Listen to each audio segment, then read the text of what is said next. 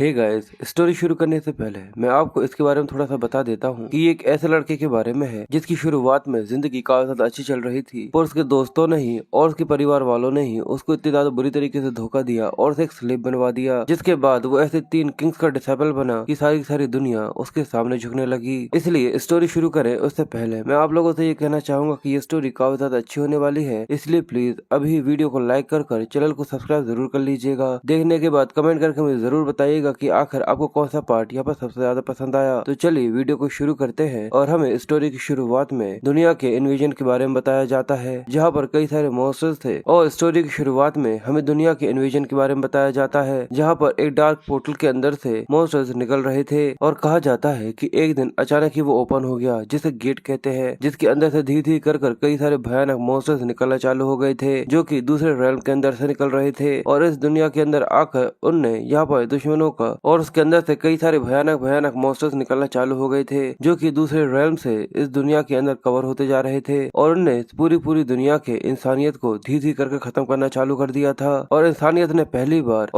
को पहली बार डिस्ट्रक्शन का सामना करना पड़ा था। सभी लोग बहुत बुरी तरीके से मर रहे थे, सभी लोगों के दिल में दहशत रह गई थी। और जितने ही मॉन्स्टर्स थे वो सब उन लोगों को यहाँ पर मारे जा रहे थे। पर अचानक ही एक स्पीयर आता है, जो कि एक बड़े से मॉन्स्टर के सिर के ऊपर रखाता है, जो देखकर वो थोड़ा सा कंफ्यूज था। जिसके बाद आगे बताया जाता है, और उसी मूवमेंट के बाद वो मॉन्स्टर जो कि उस स्पीयर को देखकर थोड़ा सा कंफ्यूज था, अचानक एक काफी ज्यादा बड़े ब्लास्ट के साथ वो वापस की चीथड़े उड़ जाते हैं और वो वहाँ पर मारा जाता है। और आसमान में हमें क्वेस्ट दिखाया जाता है, जहाँ पर कहा जाता है कि गेट से जुड़े हुए गेट्स जो कि सेलिब्रेशन के लिए निकलते हैं, वो खुद भी चालू हो गए। और हमें उसके अंदर से फिनिक्स पर बैठे हुए कई सारे लोग वहाँ से आसमान से उड़ते हुए नीचे आ रहे थे। और कहा जाता है कि वो दुनिया जो कि तलवार और मैजिक से बनी हुई है, जिसे इन हार्ट कहा जाता है। अब जो मॉन्स्टर्स थे और जो इन हार्ट वाली दुनिया के लोग थे, वो सभी आपस को देखकर एक दूसरे से लड़ना चालू कर देते हैं। जितने मॉन्स्टर्स थे वो सभी उन सभी की तरफ बढ़ना चालू कर देते हैं और उन सभी के साथ एक काफी ज्यादा खतरनाक और भयानक सी लड़ाई को चालू कर देते हैं। उन सभी के बीच में काफी ज्यादा खौफनाक लड़ाई हो रही थी, जहाँ पर जो एंजल्स थे वो बड़े ही आराम से उन मॉन्स्टर्स को मारते जा रहे थे और काफी ज्यादा आसानी से उन सभी डीमंस को खत्म कर रहे थे। जिसके बाद एक और दुनिया जो कि इसके अंदर कूद पड़ी, वो अपने इनर एनर्जी से जो कि उसकी डेंटन के अंदर होता है मार्शल आर्ट को विल्ड करते हैं। और उस मार्शल आर्ट वर्ल्ड को मुरीम कहा जाता था। जिसके बाद एक और दरवाजा खुलता है, जो कि काफी ज्यादा भयानक और काफी ज्यादा डार्क एनर्जी से भरा हुआ था, जिसके अंदर से मॉन्स्टर्स की बजाय डीमंस निकलना चालू होते हैं। और कहा जाता है कि वो जमीन जो कि डीमंस की है, जिसे गहनना कहा जाता है, जिसके नाम में खुद ही एक काफी ज्यादा बड़ा सा नर्क है। जिसके बाद एक और दुनिया ने इस लड़ाई के अंदर अपना कदम रखा, जिसके अंदर से निकलने वाली एनर्जीज काफी ज्यादा अलग थी। वो मॉन्स्टर्स की बजाय डीमन की दुनिया थी, जिसके अंदर से डीमंस निकलना चालू हो गए थे। और उसे गहना कहा जाता है, जो कि अपने नाम में ही एक काफी ज्यादा बड़ा सा नर्क है। और उन सभी के यहाँ पर आ जाने के बाद वो सभी इस लड़ाई के अंदर टूट पड़े थे। और कहा जाता है कि इंसान जो कि एक समय पर इस धरती के ऊपर रूल किया करता था, अब वो बस इस क्योस एरा के अंदर सफर कर रहा था। और हमें दिखाया जाता है कि कई सारे इंसान जो कि किसी मॉन्स्टर की वजह से आसमान से तेजी से नीचे गिर रहे थे। ये देखकर वो बच्चे भी काफी ज्यादा डर गए थे और वो लोग भी, उन्हें ऐसा लग रहा था कि शायद अब वो यहाँ पर मरने वाले हैं। पर वहाँ पर उन्हें बचाने के लिए कई सारे इंसान आ गए थे, जो कि बिल्कुल स्पाइडरमैन की तरह वहाँ पर झूल रहे थे। और बताया जाता है इस सब के अलावा कि जल्दी ही कई सारे लोगों ने सिस्टम को अवेकन कर लिया, जिसने उन्हें सुपर नेचुरल पावर्स दी। और वो इंसान एक एक कर सभी इंसानों को जो कि नीचे गिर रहे थे, उन सभी को पकड़कर उन्हें बचा लेते हैं। और जब वो इंसान मुरीम्स के साइड में आ रहे थे, जो कि मॉन्स्टर से लड़ रहे थे, मुरीम के वो प्लेयर्स उन लोगों से कहते हैं कि इंसान, हम लोगों ने कहा था ना कि हमारे रास्ते में आकर कोई भी मुसीबत खड़ी मत करना। और बताया जाता है कि हम लोग उन्हें प्लेयर्स कहते हैं। अब वो लोग जल्दी से उन सिविलियंस को लेकर नीचे आकर उतर जाते हैं। वो सभी उन लोगों का जिन लोगों ने उनकी जान बचाई थी, उनका शुक्रिया कर जल्दी से वहाँ से भाग गए थे। वो लोग भी कहते हैं कि यहाँ पर काफी ज्यादा खतरा है और गेट के बिल्कुल भी करीब जाने की कोशिश मत करना। और ये हमारा एमसी है, जिसका नाम है आयरोयुन। वो गुस्से में अपने स्पीकर पर चिल्लाते हुए कहता है कि न जाने क्यों आखिर वो लोग दिक्कत खड़ी करने लग जाते हैं जब भी वो लोग मुझे देखते हैं। और ये हमारा एमसी है, जिसका नाम है आयरोयुन, जो कि अपने साथियों से कहता है कि न जाने आखिर उन लोगों की क्या दिक्कत है, जैसे वो लोग मुझे देखते हैं तो उन्हें न जाने क्या दिक्कत होना चालू हो जाती है। तो उसका दोस्त कहता है ये चीज कोई नई नहीं है कि जो इंट्रूडर्स हैं वो इंसानों को काफी ज्यादा कम आंकते हैं। तो आखिर इस चीज में इतना ज्यादा सरप्राइज होने की क्या चीज है, तो आखिर इस बात में इतना ज्यादा सरप्राइज होने की क्या बात है। उस इंसान के पास डेंटन और मैजिकल सर्कल और ऐसी कई सारी चीजें हैं, जिसकी वजह से वो एक हाई रैंकर है। तभी आयरोयन का ध्यान पीछे की तरफ जाता है कि वहाँ पर एक 3 सिर वाला कुत्ता एक बड़ी सी कार को वहाँ पर दबा रहा था। ये देखकर वो अपने सिस्टम एक्टिवेट विंडो को ओपन करता है और ये देखकर उसे पता चलता है कि ये एक 3 हेड बुल्फ है, जो कि एक इंटरमीडिएट मॉन्स्टर रैंक है। और उस कार कार के अंदर एक माँ और उसका एक छोटा सा बच्चा था। ये देखकर वो कहता है कि आखिर तुम लोग यहाँ क्या कर रहे हो, हमें झल्ली से जाकर उस पागल से कुत्ते को पकड़ना होगा। और ये कहकर वो झल्ली से कूद जाता है। ये देखकर उसका दोस्त काफी ज्यादा हैरान हो गया था और वो उसे कहता है कि हे आयरन, जरा एक मिनट के लिए रुक जाओ। पर वो उसकी बात बिल्कुल भी नहीं सुनता और झल्ली से वहाँ से कूद कर नीचे की तरफ कूद जाता है। पर वो उसकी बिल्कुल भी नहीं सुनता, वो बस झल्ली से ऊपर से नीचे कूद जाता है और उस औरत की जान बचाने के लिए भागने लगता है। उसका दोस्त उससे चिल्लाते हुए कहता है कि तुम्हारा दिमाग पूरे से पागल उसका दोस्त चिल्लाते हुए कहता है कि तुम्हारा दिमाग पूरी तरह खराब हो चुका है। किसी भी इंटरमीडिएट रैंक मॉन्स्टर को हराने के लिए वेलकोलो गिल्ड को यहाँ पर आना चाहिए, ना कि तुम उसको हैंडल कर सकते हो। वो कहता है कि मुझे पता है, पर क्या ये चीज काफी ज्यादा ऑब्वियस नहीं है कि वो लोग यहाँ पर स्ट्रगल कर रहे हैं। इसलिए वो झल्ली से अपने हुक को छोड़कर उस मॉन्स्टर की तरफ फेंकता है और वो जाकर सीधे उस मॉन्स्टर के गले के अंदर जाकर फंस जाती है। वो लोग भी ये देखकर काफी ज्यादा हैरान हो गए थे, क्योंकि जैसे वो हुक खुलता है तो वो वहाँ पर अपने स्किल का इस्तेमाल करता है, जिसकी वजह से उसकी स्ट्रेंथ कुछ समय के लिए यहाँ पर काफी ज्यादा बढ़ गई थी और वो उस मॉन्स्टर को यहाँ पर होल्ड कर खड़ा हुआ था। वो मॉन्स्टर काफी ज्यादा पैनिक कर रहा था और जोर जोर से चिल्लाया जा रहा था, पर आयरोन उसको जैसे तैसे कर खींचे हुए यहाँ पर खड़ा हुआ था और वो लोग काफी ज्यादा बुरी तरीके से रो रहे थे। आयरोन कपकपाते हुए कहता है कि जो मेरी स्ट्रेंथ है वो धीरे धीरे करके खत्म होती जा रही है, तो क्या तुम झल्ली से इस पागल से कुत्ते का सिर नहीं काट सकते दोस्त। उसके पीछे से उसका दोस्त आ रहा था, जो कि उससे कहता है कि तुम कभी भी मेरी बात बिल्कुल भी नहीं सुनते, इसलिए ऐसा लगता है कि तुम्हारी वजह से मैं बिल्कुल भी यहाँ पर सर्वाइव नहीं कर पाऊंगा। और ये कहकर वो अपनी तलवार को निकाल कर अपने स्किल को इस्तेमाल करता है, जो कि टैंक अटैक इस्तेमाल करते हैं स्लैश। आयरोन ये देखकर कहता है कि ये हमेशा ही मेरे बैक को सपोर्ट करता है, बिल्कुल किसी दोस्त और कॉमरेड की तरह। पर अचानक ही जो वो साथी होता है वो आयरोन के ऊपर ही हमला कर देता है और कहता है इसलिए प्लीज मेरी बात सुनो, तुम यहाँ पर मारे जाओ और मुझे जिंदा रहने दो। ये देखकर आयरोन काफी ज्यादा हैरान हो गया था, क्योंकि यहाँ पर उसने जिसके ऊपर सबसे ज्यादा भरोसा किया था उसने यहाँ पर उसकी जान ले ली थी और अभी भी वो उसे अपना दोस्त कह रहा था। आयरोन वहाँ पर मरते हुए कहता है कि मेरे दोस्त ने मुझे धोखा दिया और उसके यहाँ पर ऐसा करने की वजह से सभी लोग उसकी पीठ पीछे हंस रहे थे। ये देखकर वो काफी ज्यादा गुस्से में आ गया था और जो 3 सिर वाला मॉन्स्टर था उसकी पकड़ उसे छूट चुकी थी और उसे याद आता है कि जिससे वो प्यार किया करता था उस लड़की के बारे में, जहाँ पर उसने उसे कहा था कि हम लोगों को जल्दी से जल्द यहाँ से भाग जाना चाहिए। पर वो कहता है कि उसने भी मुझे धोखा दिया, क्योंकि उस लड़की ने आयरोन से कहा था कि मुझे माफ कर देना और उसके पीछे मुरीम के लोग खड़े हुए थे और उसने भी यहाँ पर उस लड़के को यानी हमारे एमसी को धोखा दे दिया था। ये देख उसे बहुत ज्यादा दुख हो रहा था। वो कहता है कि हर एक इंसान जिसके ऊपर मैंने भरोसा किया उन सभी ने मुझे धोखा दिया है। और अचानक ही उसकी कंडीशन काफी ज्यादा खराब हो जाती और वो जाकर बिल्कुल गंदगी के अंदर गिर जाता है और हमें एक आदमी दिखता है जो कि उसके ऊपर चिल्लाते हुए कहता है कि जल्दी से मूव करो, और साथ ही वो उसे यहाँ पर गाली दे रहा था। क्या सच में जो हाई रैंक के काफी ज्यादा करीब होते हैं, जो टॉप प्लेयर्स होते हैं, वो देखने में बिल्कुल ऐसे होते हैं। और ये कहकर वो आयरोन के ऊपर इस तरीके से पैर रखे हुए था और इस आदमी का नाम जे योंग है। और हमें बताया जाता है कि ये एक ऐसी फैक्ट्री है जहाँ पर जो मॉन्स्टर की क्रॉप होती है यानी जो लाश होती है उसके अंदर का जितना भी डिस्पोजल था। और हमें बताया जाता है कि जो मॉन्स्टर क्रॉप का जितना भी डिस्पोजल होता है जो कि वोल्केनो गिल्ड के एरिया के अंदर था, वो हेल खुद के अंदर एक हेल है। सभी लोग वहाँ पर डिस्पोजल को साफ करने में लगे रहते हैं। वहाँ पर सभी लोग काफी ज्यादा परेशान थे। वो कहते हैं कि बस ये लगभग खत्म हो ही गया है। और आयरोन बताता है कि लगभग इस चीज को 5 साल से भी ज्यादा हो चुके हैं जब से मैं इस मैच के अंदर आया हूँ। और वो आदमी उसके सिर के ऊपर पैर रखे हुए था और कहता है कि जरा अब हंसकर दिखाओ। आयरोन अपने मन में कहता है कि आखिर मेरा स्टेटस विंडो कहाँ गया।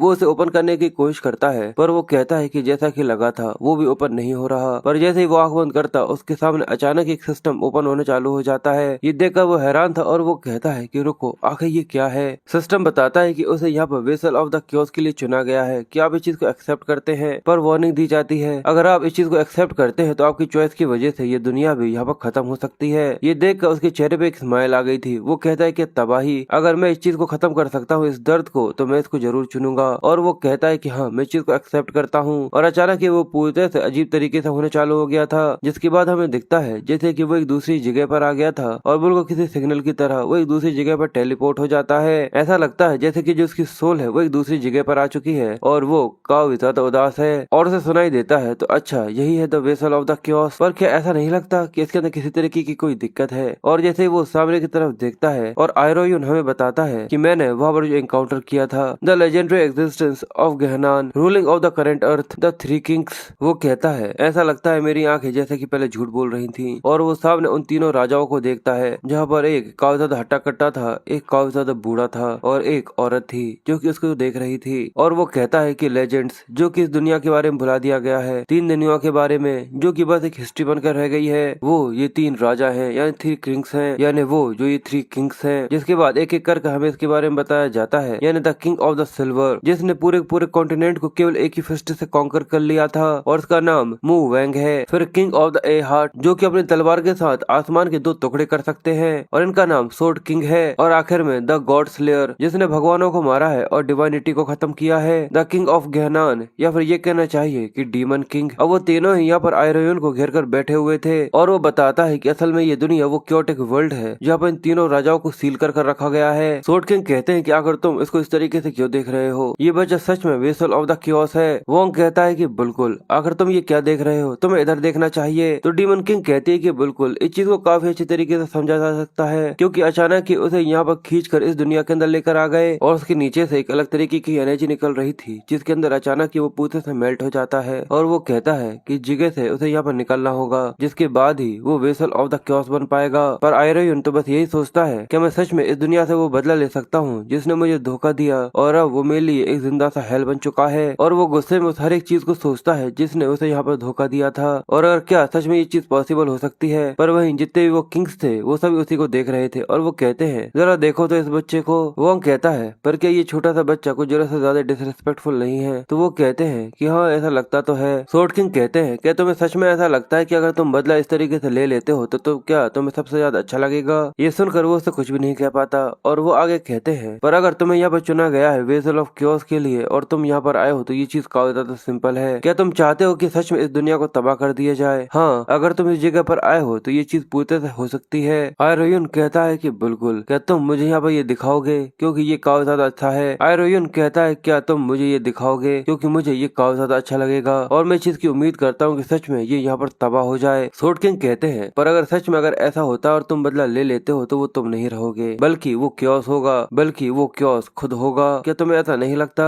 तो वोंग बीच में आते हुए कहता है और कहता है कि इसका मतलब ये है कि जो तुम्हारा दिल और तुम्हारा दिमाग है वो तुमसे ले लिया जाएगा और उसके पास केवल एक ही मैसेज होगा कि उसे इस दुनिया को पूरे से तबाह करना है। पर ये सुनकर भी वो उन लोगों से कुछ भी नहीं कहता। तो डीमन किंग उससे कहती है, क्या सच में ये चीज क्या तुम्हारे लिए काफी होगी? क्या तुम बस बदला लेना चाहते हो? वो कहता है कि आखिर तुम लोग मुझसे क्या उम्मीद रखना चाहते हो? तो अचानक ही उन लोगों के एक्सप्रेशन यहाँ पर कन्वर्ट होना चालू हो जाते हैं और वो पहले से काफी डरावना दिखना चालू हो गई थी। वो कहती है कि हम लोग ये चाहते हैं कि तुम अपना जो बदला है वो अपने खुद के हाथों से लो। और अचानक ही वो सभी के सभी काफी ज्यादा भयानक से दिखना चालू हो गए थे। वो आगे कहते हैं कि हम चाहते हैं कि जितना भी खून है वो तुम अपने हाथों से करो, तुम उन्हें अपने हाथों से पीटो, उन्हें रुलाओ और जो सब कुछ है वो तुम अपने हाथों से करो और सच में उस चीज का टेस्ट का एंजॉय करो। आयरोन ये सुनने के बाद उनकी तरफ देखते हुए कहता है, पर आखिर में इस तरीके से एक ट्रैश बॉडी के साथ बात भी कैसे कर सकता हूँ? यहाँ तक मैंने अपने प्लेयर की पावर्स तक खो दी है और मैं एक स्लेव बनकर रह गया हूँ। पर वो तीनों किंग उससे कहते हैं कि आखिर तुम्हें क्या लगता है कि आखिर हम कौन हैं? अगर तुम हमसे हमारा सब कुछ इनहेरिट कर लेते हो और तुम क्योस को अपने अंदर ही ट्रैप कर लेते हो तो क्या बदला लेना कोई दिक्कत की बड़ी बात हो सकती है? और अगर सच में तुम इस चीज को अपने दिमाग में बैठा लेते हो तो ऐसा भी हो सकता है कि तुम इस पूरी दुनिया के एक नए रूलर बन जाओ। और वो तीनों ही एक साथ कहते हैं, और हम ये चीज तुम्हारे लिए पूरी पॉसिबल करवाएंगे, इसलिए जो सब भी हमारे पास है वो सब तुम इनहेरिट कर लो। आयरोन कहता है कि उन तीनों किंग का जो पर्पस था, जिन लोगों ने ये डिमांड करी थी कि मैं उनका डिसाइपल बन जाऊं और इस सबको खत्म कर दूं, ये चीज इतनी भी ज्यादा जरूरी नहीं है। पर जब तक मैं अपना बदला ले सकता हूँ उनके जरिए मैं उन लोगों से मास्टर कहूंगा। ये सुनकर वो तीनों ही कहते हैं। डीमन किंग कहती है कि हाँ, मास्टर बिल्कुल सही रहेगा। सोर्ड किंग कहता है, इसको इस तरीके से परस्यू करना तो काफी ज्यादा आसान था,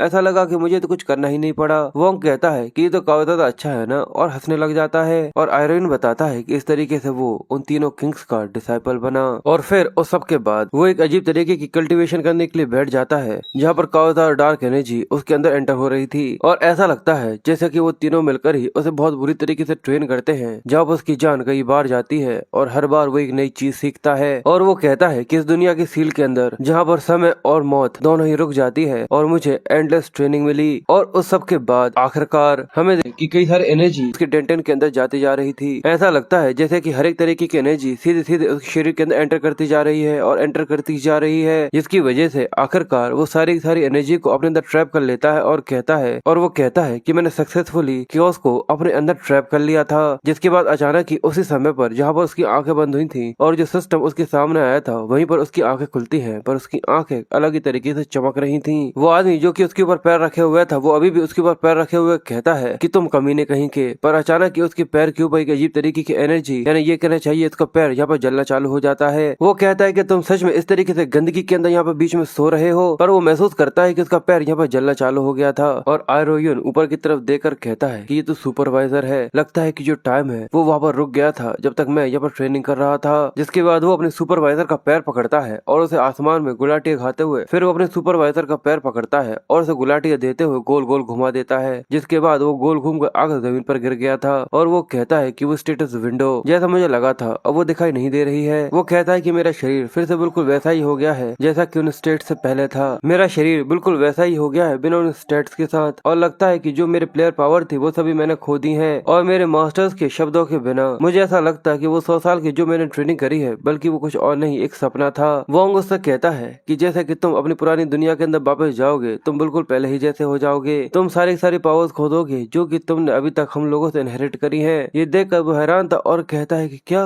क्यों? डीमन किंग बताती है क्योंकि जो तुम्हारी पावर्स है वो तुम्हारी दुनिया हैंडल कर सके उससे काफी ज्यादा ओवरवेलमिंग है और अब क्योंकि क्योस भी तुम्हारे अंदर है तो ये और भी ज्यादा बढ़ जाएगा। ये सुनकर वो कहता है आखिर इसका मतलब क्या है? वोंग कहता है तो बताओ आखिर तुम क्या चाहते हो डिसाइपल? जब तुम फिर से वापस पहुंचोगे तो जो तुम्हारा शरीर है वो तुम्हारे जब तुम वापस पहुंचोगे तो जो तुम्हारा शरीर है वो तुम्हारी पावर्स को कंटेंट कर रखे हुए होगा। और इस सब के बारे में सोचते हुए वो कहता है कि वो काम फिर से तभी जो उसका सुपरवाइजर था वो गुस्से में कहता है कि आज तो मैं तुझे यहाँ पर जान से मार ही डालूंगा, पर वो अपनी एक आंख से उसकी तरफ देखते हुए कहता है कि हाँ अभी ये इंसान है। जिसके बाद जैसे वो सुपरवाइजर आयरोयन के ऊपर एक जोरदार मुक्का बनाकर दे मारने वाला होता है वो बड़े ही आराम से अपने हाथ से उसे रोक लेता है। ये देखकर वो कहता है कि क्या तुमने यहाँ पर मेरे हाथ को रोक लिया? और सुपरवाइजर के बारे में बताया जाता है कि ये कमीना बिल्कुल किसी शैतान की तरह था उन 5 सालों के लिए जो कि लेवल 5 पर है, पर आयरोयन को उसको यहाँ पर रोकने में काफी ज्यादा तकलीफ हो रही थी। उसका पूरा का पूरा शरीर यहाँ पर बहुत बुरी तरीके से कपकपाया जा रहा था और वो कहता है और इस रीसेट बॉडी के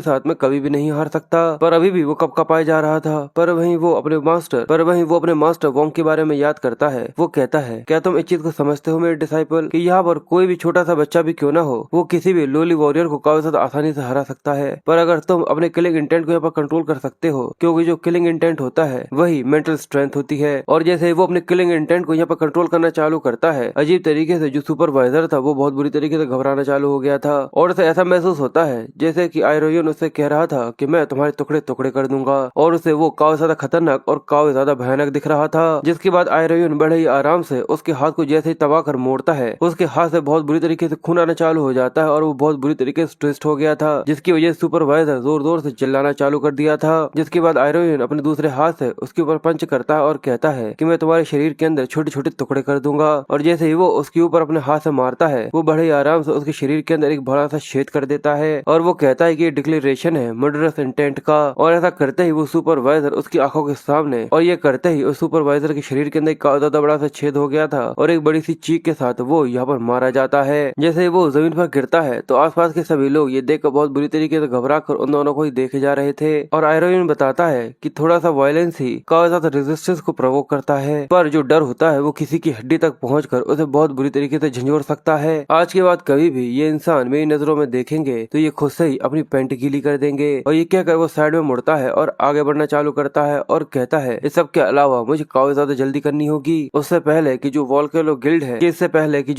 गिल्ड है जिन लोगों ने मुझे यहाँ पर ट्रैप किया है उन्हें इसके बारे में नोटिस हो जाए। जिसके बाद वो एक चेन पकड़कर खींचता है तो उसके पीछे खड़ा हुआ एक बूढ़ा सा आदमी ये देखकर घबराते हुए कहता है कि बच्चे आखिर तुम क्या सोच रहे हो कि आखिर तुम कहाँ जा रहे हो? और जैसे वो चेन से जमीन पर मारता है तो वहाँ पे काफी ज्यादा बड़ा गड्ढा हो गया था और हमें बताया जाता है कि ये मॉन्स्टर क्रॉप डिस्पोजल एरिया है जहाँ पर जितने मॉन्स्टर्स है उन सभी की लाशें पड़ी हुई हैं और इसके अंदर काफी ज्यादा टॉक्सिक फ्लूइड भरा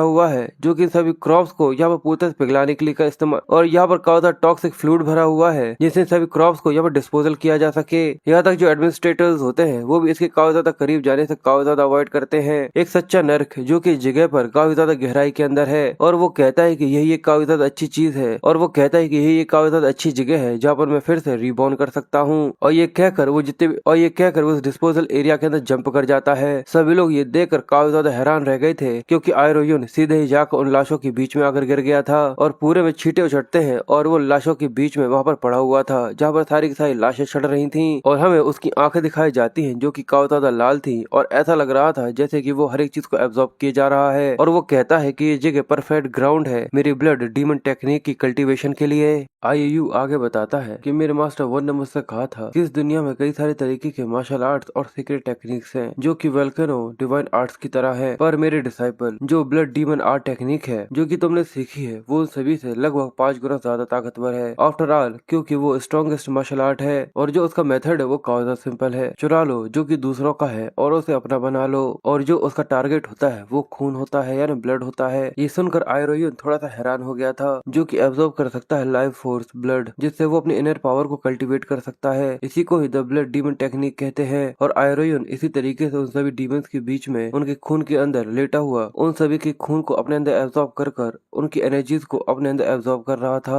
और वो कहता है कि सबके अलावा इस टेक्निक को यहाँ पर इस्तेमाल करने के लिए उसके मास्टर ने कहा था कि उसे अपने अंदर एक डेंटन को बनाना होगा, और डेंटन सिल्वर वर्ल्ड वॉरियर्स के पावर का सोर्स होता है, जो कि किसी प्लेयर के सोर्स की तरह ही होता है जिसको मैजिकल कोर कहा जाता है। पर जब तक तुम्हारे पास सिल्वर वर्ल्ड ना हो ये चीज पूरी तरह से इम्पॉसिबल है। और वो यही सब सोचते हुए उस खून के अंदर डूबा हुआ था, जहाँ पर उसके मास्टर ने उससे कहा था कि बिल्कुल एक और तरीका है। ये सुनकर वो थोड़ा सरप्राइज था। वो कहते हैं कि इस चीज से फर्क नहीं पड़ता कि इसके लिए तुम्हें 10 बार या फिर 100 बार से भी ज्यादा बार मरना पड़ता है, पर तुम तब तक इसको सीखते रहो जब तक ये चीज काम नहीं करती और तुम इस चीज में सक्सेसफुल नहीं हो जाते। इसलिए वो खून के अंदर ही लेटा हुआ वहाँ पर कल्टीवेट करना चालू करता है और अपने शरीर के अंदर डेंटन बनाना चालू कर देता है। इतनी ज्यादा एनर्जी को एब्जॉर्ब करने की वजह से उसे बहुत ज्यादा दर्द हो रहा था और वो यहाँ पर इस एनर्जी की वजह से फट जाता है। और वो बताता है कि जो ट्रांसमिशन मेथड वो यहाँ पे फॉलो करता है वो 3 मास्टर्स जिनने इसे बनाने में 3000 साल लगाए थे। इसके लिए वो बार बार मरता रहता है, पर फिर भी वो मर नहीं रहा था, बल्कि हर बार उसकी हालत काफी ज्यादा खराब होती है, पर फिर भी वो कल्टीवेट करने में लगा हुआ रहता है। और वो कहता है कि 1000 बार मरने के बाद भी ये चीज पास आउट होती रही और वो इसी तरीके से चिल्लाता रहता है। और वो कहता है कि आखिरकार मैं डेंटन बनाने में कामयाब हो गया और मैंने उसे क्रिएट कर लिया, और मुझे क्लियरली वो याद है वो सारी की सारी प्रोसेस जो कि मैंने इसके लिए करी थी। फिर वो कहता है कि पहला स्टेप खून को एब्जॉर्ब करो और उसके अंदर की जितनी भी एनर्जी है उसे कैलकुलेट करो, जिसकी वजह से वो खून बिल्कुल किसी बवंडर की तरह उसके शरीर के अंदर एंटर करना चालू करता है। फिर वो बताता है दूसरे स्टेप के बारे में कि एक ब्लड डेंटन बनाना चालू करो। इसकी वजह से आयरोयुन को बहुत बुरी तरीके से दर्द हो रहा था और वो जोर जोर से चिल्लाया जा रहा था, और वो यहाँ पर ब्लड डीमन एब्जॉर्प्शन टेक्निक को इस्तेमाल करना चालू कर देता है, जिसके बाद देखते ही देखते काफी सारा खून उसके शरीर के अंदर जा चुका था और अब वो सतह पर आ गया था और अब वो जमीन पर आ गया था। वो कहता है कि वो दर्द जो कि इसकी प्रोसेस के अंदर मैंने महसूस किया था, मैं बिना किसी डाउट के इस चीज के बारे में कह सकता हूँ कि ये दर्द बिल्कुल भी इस दुनिया का नहीं है, और जो उसकी चीख होती है वो काफी ज्यादा भयानक होती है, जो कि किसी के भी दिल को बहुत ही बुरी तरीके से दहला दे। और वहाँ पर हमें कई सारी आंखें दिखाई जाती हैं जो कि कई सारे मॉन्स्टर्स की थी। तो वो हमें बताता है कि एक वजह जिसकी वजह से इस जगह पर आना पूरी तरह से मना कर दिया गया है वो इसी वजह से नहीं है क्योंकि यहाँ पर ये मॉन्स्टर क्रॉप है, ये इसी वजह से नहीं क्योंकि यहाँ पर ये मॉन्स्टर क्रॉप डिस्पोजल एरिया है।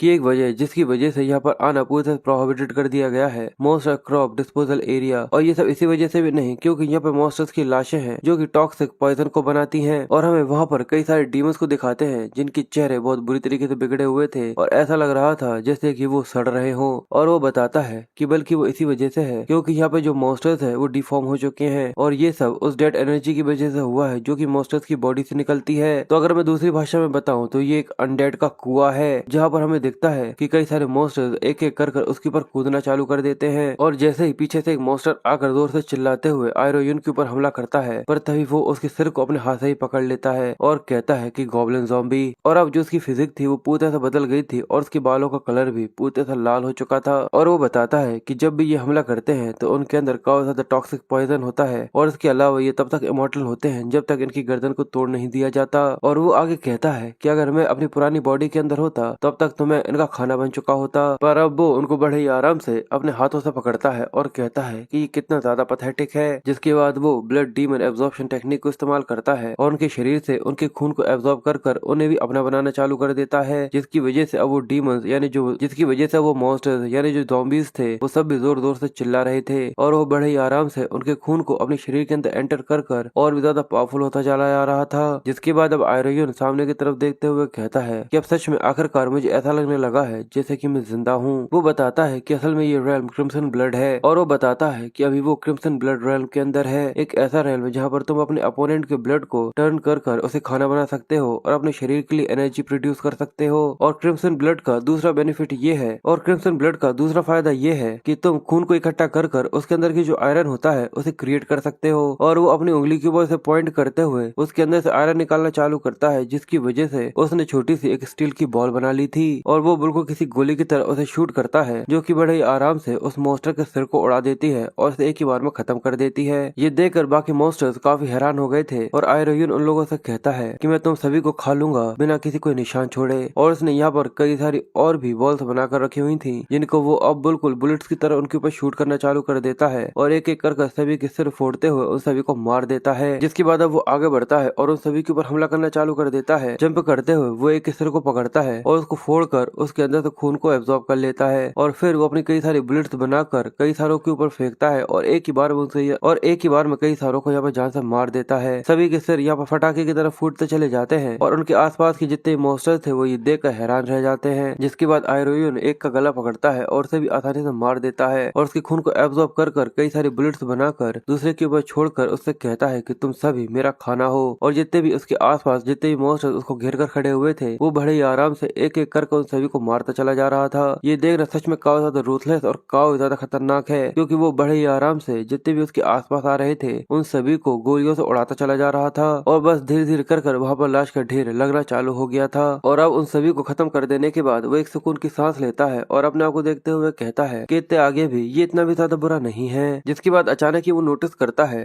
कि ये तो बस गॉब्लिन्स थे, पर अचानक एक काफी ज्यादा बड़ा सा मॉन्स्टर है जो कि अपने हाथ से उसको यहाँ पर पिचकने के लिए काफी ज्यादा बड़ा सा मॉन्स्टर पीछे से आकर अपने हाथ से उसके ऊपर हमला करके उसे पूरी तरह पिचकाने के लिए तैयार था। ये देखकर वो इसे नोटिस कर लेता है और जैसे वो मॉन्स्टर उसके ऊपर हमला करता वो बड़े ही आराम से जंप करते हुए उसे डॉज कर लेता है। आयरोयुन ये देखकर थोड़ा सा कंफ्यूज था और वो कहता है ये तो एक ज़ॉम्बी ट्रोल है। और ये देखकर वो थोड़ा सा खुश होते हुए कहता है कि बिल्कुल ये एक ऐसी लेवल है जिसके बारे में मैं थोड़ा सा एक्सपेक्ट कर रहा था। फिर अचानक ही हमें ऊपर का एक सीन दिखाया जाता है जहाँ पर एक आदमी कह रहा था कि मैं मरने वाला हूँ, प्लीज मुझे बचा लो। और पता चलता है कि ये कोई और नहीं बल्कि वही सुपरवाइजर था। और उसके सामने खड़ा हुआ किम ये देखकर कहता है कि ये पूरी तरह से टूट चुका है। उसके साइड में खड़ा हुआ एक निंजा उससे कहता है कि कमांडर मैंने बाकी दूसरे गार्ड्स को भी यहाँ पर समन कर लिया है जो कि इस इंसिडेंट के बीच में यहाँ पर शामिल थे। जिसके बाद किम अब वहाँ पर आए हुए बाकी लोगों से पूछता है कि आखिर यहाँ पर क्या हुआ था। तो वो आदमी बताता है कि असल में वो एक स्लेव को सबक सिखाने की कोशिश कर रहा था जो कि वहाँ पर जमीन पर पड़ा हुआ था, पर अचानक ही वो स्लेव उठकर खड़ा हो गया और उसने सुपरवाइजर का हाथ पकड़ लिया और उसके बाद वो अचानक ही वो नीचे कूद गया। पर वो उसके आगे कुछ कह पाता उससे पहले किम उससे कहता है कि इसके अलावा कुछ और अनयूजुअल सी डिटेल है। तो वो कहता है कि वो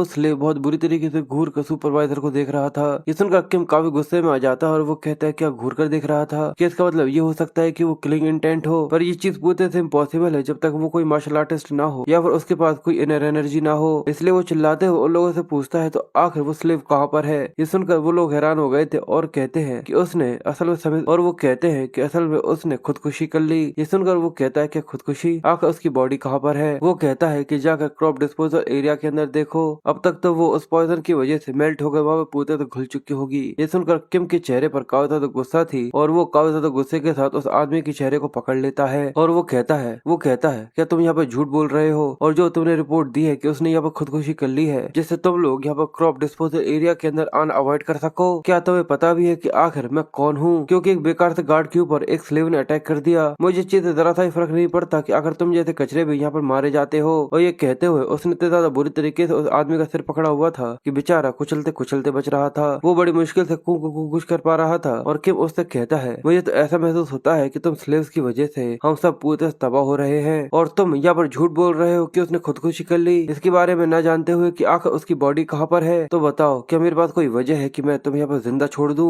वो आदमी बहुत बुरी तरीके से रोने लगा था और दर्द में कहता है कि प्लीज सर मुझे माफ कर दीजिए, पर किम उसकी कुछ भी नहीं सुनता। वो अपने हाथ को थोड़ा सा और टाइट करता है और फटाके की आवाज आती है क्योंकि उस आदमी का सिर किसी फटाके की तरह यहाँ पर फट गया था और उसका खून पूरे में फैल चुका था। उसके बाकी सभी साथी ये देखकर बहुत बुरी तरीके से घबरा चुके थे और वो उन लोगों से कहता है कि चूज करो, और वो उन लोगों से कहता है कि तुम लोग चूज करो, क्या तुम लोग भी इसी की तरह मरना चाहते हो या फिर डिस्पोजल एरिया के अंदर जाकर उस स्लेव की बॉडी को ढूंढना चाहते हो। वो चिल्लाते हुए कहते हैं कि ठीक है हम लोग जरूर जाएंगे। तो वो गुस्से में उनकी तरफ देखते हुए कहता है तो जल्दी करो ना। और ये सुनते ही वो दोनों ही अपनी दुम दबाकर जल्दी से वहाँ से भागना चालू कर देते हैं। पर किम ये देखकर कहता है कि इससे फर्क नहीं पड़ता, वैसे ही वो कचरे गार्ड्स भी उस पॉइजन की वजह से थोड़ी समय पहले ही उस बॉडी को ढूंढेंगे, उससे पहले ही वहाँ पर मारे जाएंगे। हम लोग वापस आने के बाद सबसे पहले इक्विपमेंट्स चेक करेंगे और उसके बाद क्रॉप डिस्पोजल एरिया। ये सुनकर वो कहता है कि ठीक है, पर किम गुस्से में सोचता है कि सच में ये चीज मुझे आखिर तक काफी ज्यादा इरिटेट करती है। और इसी तरीके से 2 हफ्ते से ज्यादा बीत जाते हैं जहाँ पर हमें पता चलता है कि आयरोयुन अभी भी इसी तरीके की काफी ज्यादा खतरनाक खतरनाक मॉन्स्टर से लड़ रहा था और वो उन्हें हरा कर पहले से और भी ज्यादा ताकतवर हो गया था और उसने पूरी तरह से उसे एब्जॉर्ब कर लिया था। वो कहता है कि लगभग मैंने यहाँ पर जितने भी ज़ॉम्बी मॉन्स्टर्स थे उन सभी के शरीर को यहाँ पर पूरी तरह से एब्जॉर्ब कर लिया है। इसकी वजह से मैं ब्लड डीमन के सेकंड स्टेज तक पहुंच चुका हूँ, एब्जॉर्प्शन टेक्निक सेल्फ ब्लड की तरफ। और वो खतरनाक सा पॉइजन जो कि उन गैप्स के अंदर से लीक हो रहा है, ऐसा लगता है कि उस तरफ से आ रहा है। और ये कहकर वो बॉल जो कि उसने अपने हाथ में पकड़ी हुई थी उसे उस गैप के ऊपर दे मारता है। वो बताता है कि जो सेल्फ ब्लड टेक्निक की जो पावर होती है वो उसे कॉन्सेंट्रेट कर सकता है, वो पावर को कॉन्सेंट्रेट कर सकता है और उसके बाद उसे एक्सप्लोड कर सकता है। और जैसे ही वो ये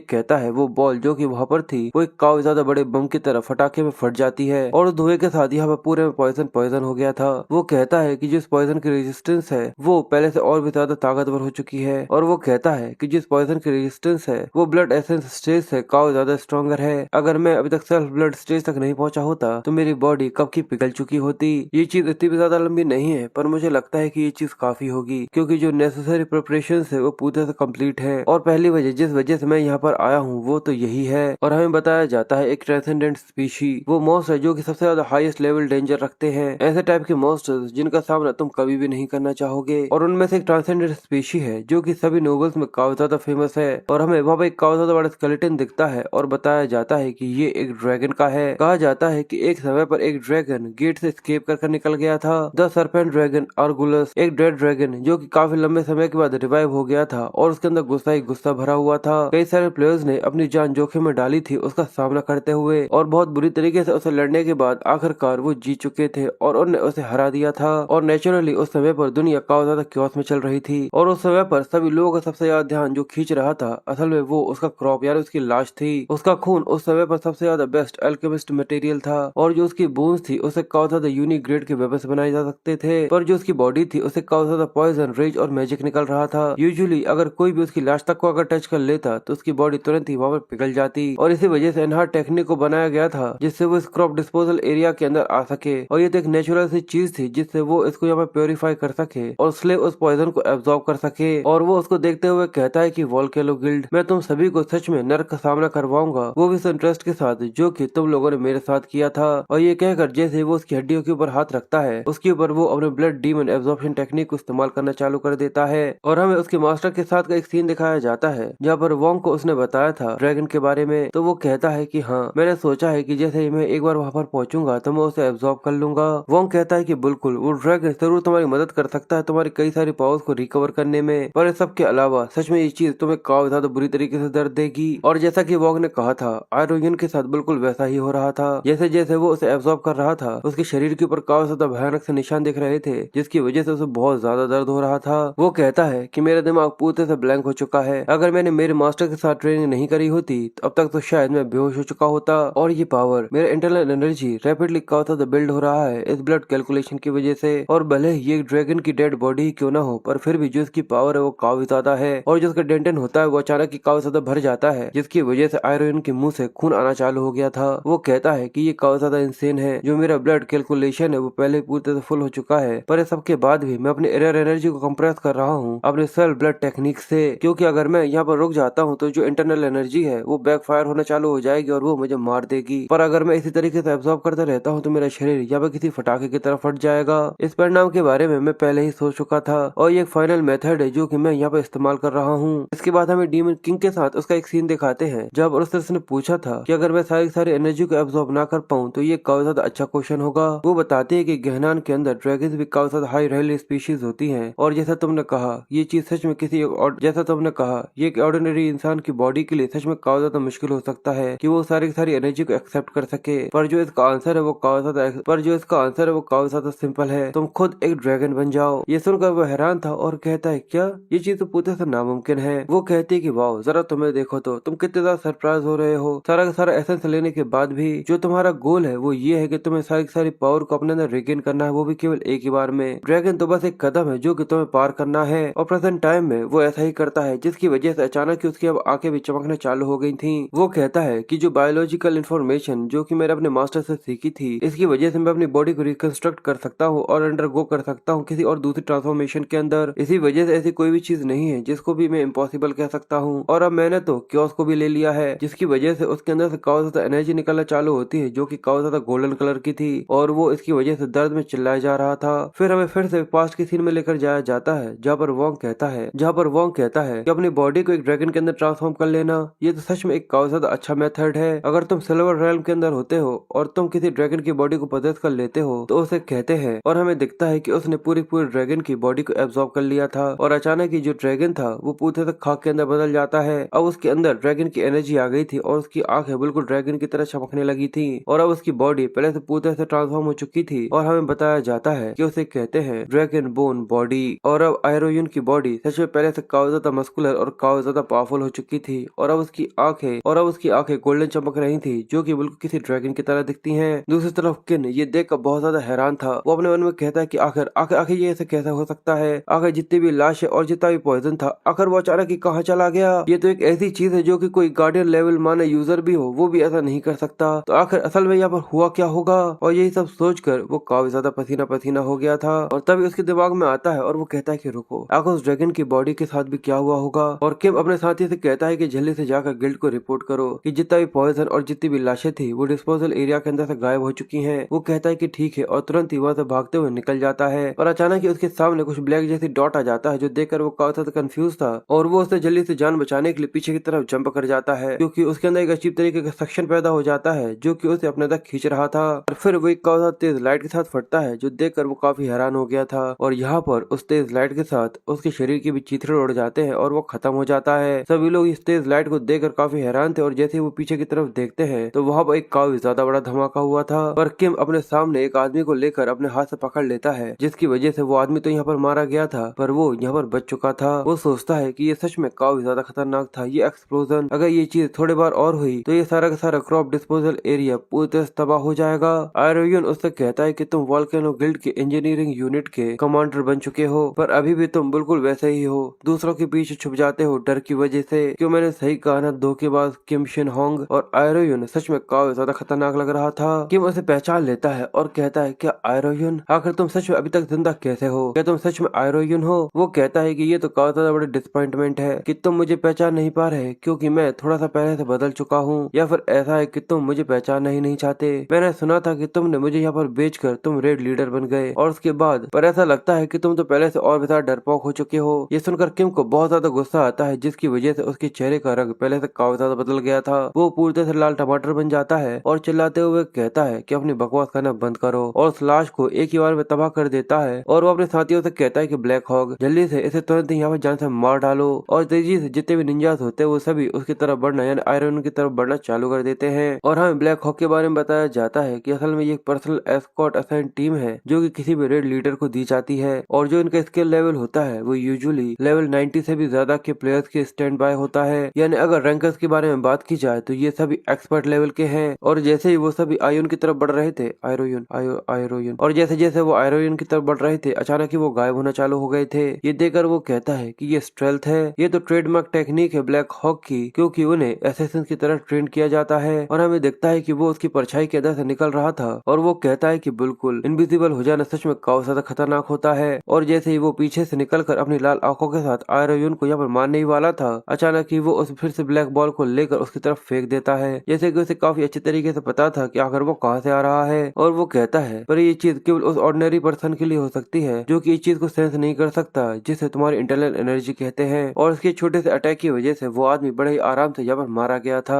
और वो बताता है कि ये थर्ड लेवल है ब्लड डीमन आर्ट की जिसे ब्लैक ब्लड कहा जाता है। इसके अंदर तुम एक ब्लैक ब्लड के स्पीयर को आसमान में फेंक सकते हो जो कि किसी गनशॉट के ब्लास्ट की तरह स्प्लिट यानी पूरे में फैल जाता है और ये उसके अपोनेंट की इंटरनल एनर्जी को एब्जॉर्ब कर लेता है और उसकी मैजिकल एनर्जी को भी जो कि उसके कांटेक्ट में आता है। इसके बाद ये एक्सप्लोड कर जाता है और हमें दिखता है कि आयरोयुन के पीछे जितने भी लोग थे वो सभी एक ही वजह और हमें दिखता है कि आयरोयुन के पीछे जितने भी लोग थे वो सभी एक ही बार में यहाँ पर फट चुके थे। जिसके बाद वो अपने हाथ को ऊपर की तरफ करता है और अपने हाथ के अंदर कई सारे इसी तरीके के ब्लैक स्पीयर्स को बना लेता है जिनको जैसे ही वो वहाँ पर फोड़ता है पूरे में वो फैल जाते हैं जिसकी वजह से जितने भी ब्लैक हॉक के लोग थे उन सभी से वो टकराते हैं और एक एक करके वो सभी के सभी वहाँ पर मरना चालू हो गए थे। जिसके बाद आगे पीछे सभी तरफ काफी ज्यादा बड़े बड़े धमाके होते हैं और वो सभी काफी ज्यादा आसानी से यहाँ पर मारे जा चुके थे। और किन ये देखकर काफी हैरान था और वो कहता है आखिर ये इंसान इस तरीके की किसी स्किल को इस्तेमाल कैसे कर पा रहा है। फिर वो अपने सिस्टम को एक्टिवेट कर स्किल एक्टिवेशन को इस्तेमाल करता है जिससे वो उसकी इन्फॉर्मेशन को सर्च कर सके। पर जैसे ही वो आयरोयुन को यहाँ पर चेक करता है अचानक ही उसके सिर के अंदर एक जोर दर्द उठना चालू हो गया था। वो कहता है कि आखिर अचानक ही इतने जोर से मेरा सर दर्द होना क्यों चालू हो चुका है। और वो ये देखकर सच में काफी ज्यादा कंफ्यूज था, क्योंकि जो उसका सिस्टम था वो पूरी तरह हैक हो चुका था और वो कुछ भी समझा नहीं पा रहा था। वो कहता है कि आखिर ये क्या है, आज से पहले कभी भी मैंने ऐसा कुछ भी नहीं देखा था। तो आर्यन उसे बताता है कि तुम ये जानने के लिए सच में मरे जा रहे हो। मैंने बिल्कुल सही कहा ना कि आखिर मैंने इस तरीके की पावर कहाँ से गेन करी है। तुम सच में काफी ज्यादा क्यूरियस हो। तुम कभी भी अगर तुम्हारे अपोनेंट की सफिशिएंट इन्फॉर्मेशन तुम्हारे पास ना हो तो तुम कुछ भी नहीं करते।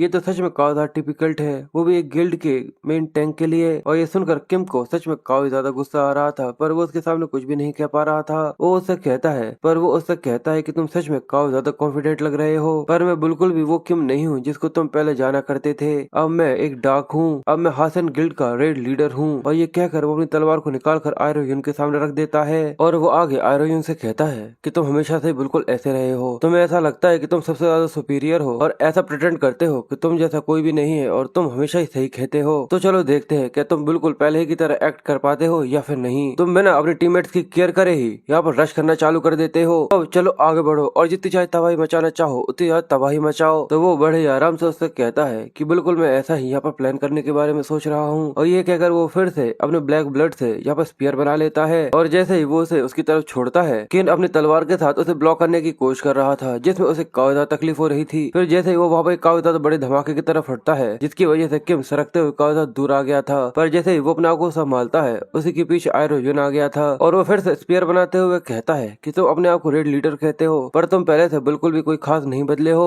और ऐसा भी नहीं कि जो हवजन गिल्ड है वो प्रॉपरली तुम्हारे लिए नेचुरली हो। और ये कहकर वो अपने स्पीयर को फिर से किम के ऊपर छोड़ देता है। पर ये देखकर वो अपनी प्रोटेक्शन करने के लिए जल्दी से अपने स्किल व्हाइट शील्ड को एक्टिव कर देता है, जिसकी वजह से जैसे ही वो स्पीयर उसे टकराता है उसकी पूरे चिथड़े उड़ जाते हैं। पर किम उसके पीछे रहने की वजह से बच गया था। और वो काफी गुस्से में आयरोयुन से कहता है कि अपनी बकवास करना बंद करो। और वो अपनी तलवार से सीधे उसके ऊपर हमला कर देता है, पर वो नीचे की तरफ झुककर उससे बच गया था। जिसके बाद जैसे ही वो अपनी तलवार सीधी खड़ी कर आयरोयुन के ऊपर मारता है और कहता है कि अब ये सब यहाँ पर खत्म होगा। पर वो अपने स्पीयर को जल्दी से उसके ऊपर बनाकर उसकी तलवार को उसी से यहाँ पर ब्लॉक कर लेता है, जिसकी वजह से वो यहाँ पर काफी ज्यादा हैरान हो गया था और उसकी तलवार पीछे की तरफ झटकी चले जा। पर वो अपने एक स्पीयर बनाकर उसकी तलवार को यहाँ पर अपने एक हाथ से ही रोक लेता है, जिसके अटैक की वजह से उसकी तलवार पीछे की तरफ झटक गई थी। और किम अपने आप को बचाने के लिए सरकते हुए काफी ज्यादा पीछे आ गया था। और वो काफी ज्यादा हैरान आयरोयुन से पूछता है कि आखिर तुमने इस तरीके की पावर को कैसे गेन किया। तुमने डेफिनेटली प्लेयर की पावर्स को पूरी तरह से खो दिया था, तो आखिर ये चीज पॉसिबल कैसे हो सकती है। और ये कहते हुए वो उसके ऊपर जोर जोर से चिल्लाया जा रहा था। पर वो कहता है कि आखिर इसका फायदा क्या होगा अगर मैं तुम्हारे जैसे एक डरपोक ट्रेडर को इसके बारे में बताता हूँ। ये सुनकर किम को बहुत ज्यादा गुस्सा आ रहा था और वो अपने दांत पीसते हुए कहता है कि मरो। और ये कहकर वो जल्दी से अपनी तलवार के साथ उसके ऊपर कूद पड़ता है। पर वो बड़े ही आराम से अपने हाथ को उसके सामने करते हुए कहता है कि मैंने कहा ना कि ये चीज पूरी तरह से बेकार है। और वो पहले से और भी ज्यादा बड़े स्पीयर को यहाँ पर क्रिएट कर लेता है। पर ये देखकर किम जल्दी से अपनी शील्ड वॉल को एक्टिवेट करता है, जिससे वो आयरोयुन को चारों तरफ से शील्ड के अंदर कवर कर लेता है। और वो सोचता है कि इंसान के पास ब्लैक स्पीयर के अलावा कोई और दूसरा अटैक करने का मेथड नहीं है। अगर ऐसा केस नहीं होता तो इसको यहाँ पर डिस्टेंस को मेंटेन करने की कोई भी जरूरत नहीं पड़ती।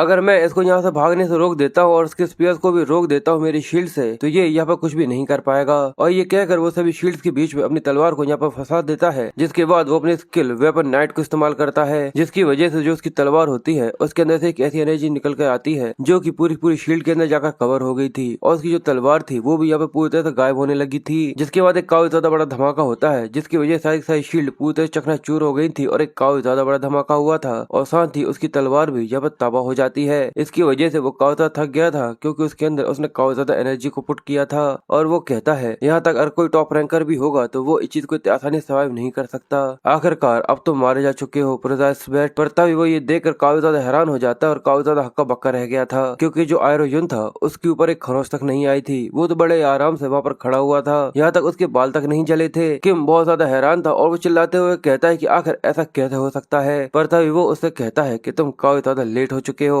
और ये कहकर वो उसके ऊपर हमला कर देता है और वो उसके चेहरे को पकड़कर अपने ब्लड डोमिनिक आर्ट को इस्तेमाल करता है। और वो कहता है क्या ये तो कुछ जरूरत से ज्यादा ही आसान था, मैंने बिल्कुल सही कहा ना। फिर बताया जाता है कि क्योस असल वो इस दुनिया की तबाही के लिए एक काफी ज्यादा बड़ा खतरा है, और वो समय और आसमान और वो टाइम और स्पेस से पूरे ट्रांसेंडेंट है। वो सभी डायमेंशंस में घूमते हुए एक वर्दी वेसल को ढूंढता रहता है। और जब से ये दुनिया पूरी तरह से तबाह होने की कगार पर आ चुकी है और जब से उसे पूरी तरह से अंधकार ने कंज्यूम कर लिया है और अब वो अपने अंत से मिलने वाली है, इसलिए मैंने 100 साल से भी ज्यादा ट्रेनिंग करी जिससे मैं क्योस को अपने अंदर सील कर सकूं। आयरोयुन के सामने अभी वही सिस्टम आ रहा था कि तुम तुम्हें ये पाथ चूज करना होगा जिससे तुम क्योस की वेसल बन सको। जितने भी किंग्स थे वो ये देखकर कहते हैं कि हम लोगों ने सब कुछ कर दिया है, अगर ये चीज अभी भी काम नहीं करती तो हम लोग इसके आगे कुछ भी नहीं कर सकते। आयरोन कहता है कि इस जगह को छोड़कर सारी चीजें पूरे से डिसाइडेड है। वोंग उससे कहता है कि डिसाइपल। वो कहता है कि यस मास्टर। आखिर तुम्हारा नाम क्या है? ये देखकर वो हंसते हुए कहता है कि आप सच में सीरियस है? 100 साल से भी ज्यादा हो चुके हैं और आप मुझसे अब ये पूछ रहे हैं। वो हंसते हुए कहता है लगता है कि मैं सच में काफी ज्यादा बूढ़ा हो चुका हूँ और तुम मेरे आसपास ही रहते थे। एक समय पर मुझे एक हार्टलेस घोस्ट भी कहा जाता था जिसके पास कोई भी खून नहीं है और न ही आंसू है। उसके बाद भी जब मैंने कई सारे अचीवमेंट्स को डेवलप कर लिया है तो आयरोन अपने बारे में बताता है कि मेरा नाम ली आयरोन है। जिसके बाद सीन शिफ्ट होकर हमें उसके जोर जोर से चिल्लाने की आवाज सुनाई देती है जहाँ पर वो क्योस वेसल बनने की पूरी तैयारी कर रहा था और क्योस को अपने अंदर ले रहा था। और जैसे ही वो इस चीज को कंप्लीट कर लेता है वो वहाँ पर बेहोश होने लगा था। डीमन किंग जल्दी से उसे पकड़ लेती और कहती है कि आयरोन तुमने सच में इसको कर दिखाया। वोंग और सोर्ड किंग दोनों भी उसके लिए काफी ज्यादा परेशान हो रहे थे। वो कहता है कि मुझे बस काफी ज्यादा नींद आ रही है। वोंग बताता है कि ये क्योस का इन्फ्लुएंस है, तुम्हारी बॉडी क्योस की पावर को यहाँ पर रजिस्ट करने की कोशिश कर रही है। सोर्ड किंग कहता है कि वो तुम्हारे स्पिरिट को यहाँ पर पूरे से गैंगल करेगा और अब से हमेशा तुम्हें काफी ज्यादा नाइटमेयर आए चालू हो जाएंगे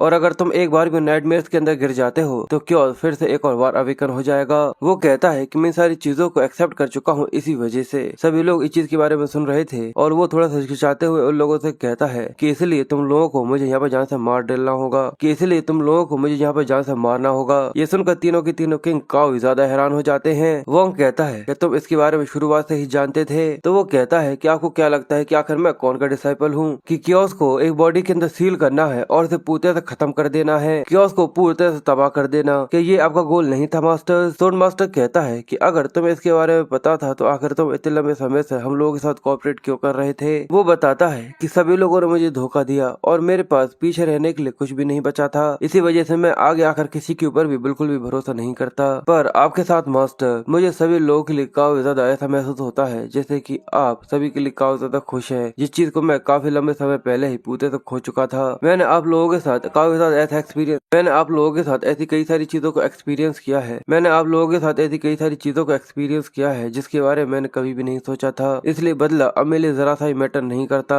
मैं बस उस वॉर्म को जो कि आप लोगों ने मुझे दिखाई है मैं बस उसका एक रिपे करना चाहता हूँ मास्टर, इसलिए आखिरकार प्लीज मुझे अपना नाम बताइए, यही मेरी एक आखिरी रिक्वेस्ट है। और यहाँ पर ये तीनों किंग अपने अपने रियल नेम बताते हैं, जहाँ पर वॉन बताता है कि उसका नाम शिन यो वुल है और सोर्ड किंग बताता है कि उसका नाम शेगर हार्ड वोंग डिमान है। जिसके बाद डीमन किंग अपने बारे में बताती है कि मेरा नाम बिरगिरना है। आयरोन कहता है कि अब मुझे किसी भी चीज का कोई भी पछतावा नहीं है, मैं आयरोन यहाँ पर मरने वाला हूँ, वो भी अपने मास्टर्स के लिए। और ये कहकर वो अपने मास्टर्स के सामने अपनी छाती चौड़ी करते हुए अपनी आंखों को बंद कर लेता है। अब सोर्ड किंग धीरे कर आगे बढ़ना चालू कर रहे थे, जहाँ पर वो उसके सामने आ जाते हैं और उससे कहते हैं कि आयरोन, और वो उसके कंधे पर हाथ रखकर बोलते हैं कि तुम यहाँ पर नहीं मरने वाले। ये सुनकर वो थोड़ा सा हैरान था और वो कहता है क्या? डीमन किंग कहती है कि तुम हमारे डिसाइपल हो और हमारे बच्चे भी। और वो कहता है इसलिए आखिर हम लोग ऐसे किसी इंसान को कैसे मार सकते हैं, वो भी अपने खुद के हाथों से। पर वो चिल्लाते हुए कहता है पर क्या मास्टर, क्या इसका मतलब ये नहीं होगा कि आपने अपने मिशन को अबेंडन कर दिया? डीमन किंग उसके पास आकर कहती है कि जो क्योस तुम्हारे अंदर है हम सभी उसके बर्डन को शेयर करते हैं और उसे एक साथ सील करेंगे, और क्योंकि क्योस को तुमने हमारी सिखाई हुई टीचिंग्स के साथ यहाँ पर अपने अंदर किया हुआ है, जिसकी वजह से उस पावर को वो कंटेंट कर सकता है। और अब इस सब के बाद जो डायमेंशनल बैंड था वो यहाँ पर पूर्णतः से रिलीज होगा, जिसकी वजह से तुम जहाँ से आए थे तुम वापस वहीं पर पहुँच जाओगे।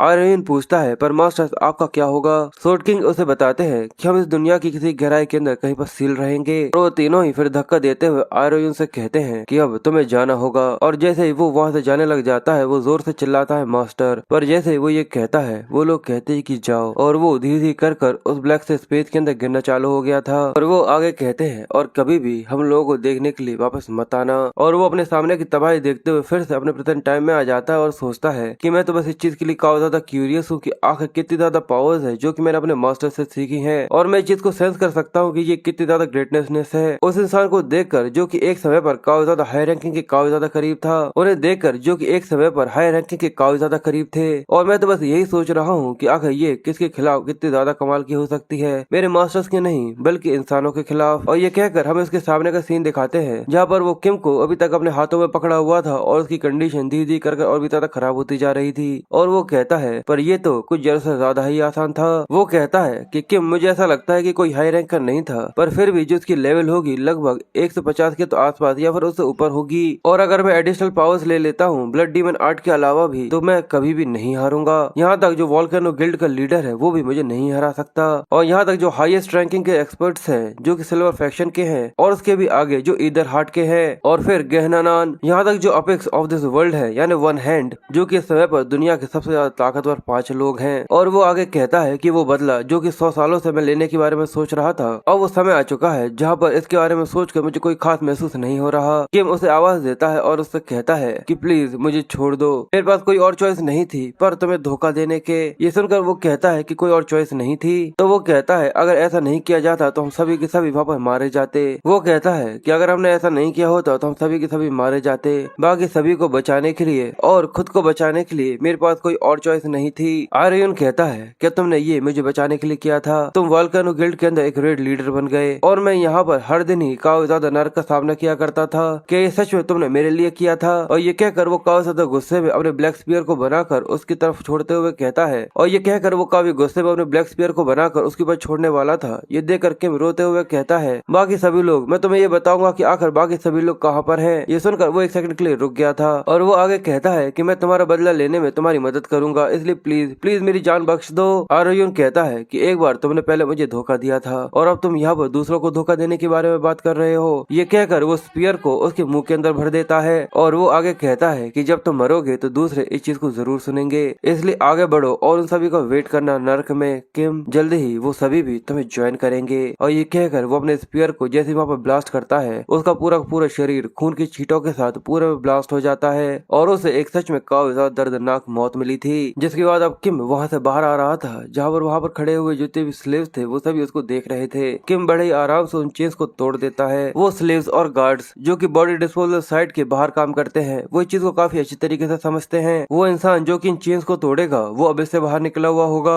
और उसने ब्लैक हॉक्स और किम को भी हरा दिया होगा। अगर ये सब मुझे मेरे मास्टर से नहीं मिला होता तो मैं भी बिल्कुल इन लोगों की तरह ही होता। फिर वो कई सारे स्पीयर्स बनाता और कहता है कि इनको अकेला छोड़ दिया जाए, वैसे भी ये कुछ समय बाद मरने ही वाले हैं, इसलिए मुझे ऐसा लगता है कि मुझे इन सभी से पहले ही शांत कर देना चाहिए। और ये कहकर वो अपने स्पीयर्स को उन सभी के ऊपर छोड़ देता है। ये देखकर वो लोग बहुत बुरी तरीके से डर कर वहाँ से अपनी जान बचाने के लिए भागना चालू कर देते हैं, पर जितने भी स्पीयर्स थे वो सभी के किसी पीठ पर, किसी के सिर पर या फिर कहीं ना कहीं टकराया जा रहा था। ये देखकर वो लोग बहुत बुरी तरीके से डर गए थे और उन्हें ऐसा लग रहा था कि वो लोग यहाँ पर मरने वाले हैं। सभी लोग अपनी जान बचाने के लिए गिरते हुए कहते हैं, मैं मरना नहीं चाहता, मैं मरना नहीं चाहता। पर अचानक ही जो उनके ऊपर एक सील बनी हुई थी वो चकनाचूर हो जाती है और सभी लोग ये देखकर कहते कि क्या, उन्हें अपने अंदर ये चीज महसूस होती है। सभी लोग काफी हैरान थे और वो कहते हैं कि जो स्लेव मार्क जो कि हम लोगों के ऊपर बना हुआ था वो जा चुका है। और आयरन ऊपर की तरफ अपने स्पीयर्स को छोड़ता है, जिसके बाद वहाँ पे एक काफी ज्यादा बड़ा धमाका होता है और एक काफी ज्यादा बड़ा सा गड्ढा बन गया था। सभी लोग ये देखकर कहते हैं कि जो ये केव है वो धीरे धीरे कर यहाँ पर तबाह हो रही है। आयरन उन लोगों से कहता है, अब ये तुम्हारी चॉइस है कि तुम यहाँ पर दब कर मरना चाहते हो या फिर यहाँ से जिंदा निकलना चाहते हो। और ये कहकर जो गिरते हुए पत्थर थे वो सभी के ऊपर जंप करते हुए ऊपर की तरफ जंप कर आगे निकल जाता है और फिर हमें उसे एक चट्टान के ऊपर दिखाते हैं जहाँ से वो उस कैनियन को देख रहा था।